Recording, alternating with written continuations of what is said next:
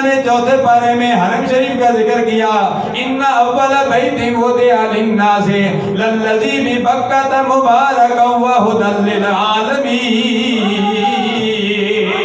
اللہ فرماتے فیہ آیات بینات مقام ابراہیم، فرمائیے عام جگہ نہیں ہے، یہ خاص جگہ ہے۔ یہ جو مکہ ہے جس کو قرآن مجید نے بکہ کہا ہے، جو حرم شریف بھی بکہ تھا، فرمائیے وہ بکہ ہے۔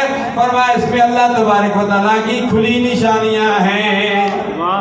فرماتے ہیں حرم شریف جو ہے مکہ کے ارد گرد، جس طرح بیت المقدس کے بھی ارد گرد بہت سارے انبیاء کرام کے مزارات ہیں، قبریں ہیں، وہاں بھی قبریں انبیاء کرام کی قبریں ہیں۔ اللہ نے اس لیے فرمایا فیہ آیات بینات، اللہ نے فیہ آیت نہیں فرمایا، فرمایا آیات۔ آیت ایک کو کہتے ہیں آیات، بہت ساری آیتوں کا کہتے ہیں، یعنی بہت ساری نشانیاں ہیں۔ یہاں مکے میں بہت ساری نشانیاں ہیں، فیہ آیات بینات، فرمایا کھلی نشانیاں ہیں، واضح نشانیاں ہیں، فرمایا بہت ساری واضح نشانیاں ہیں۔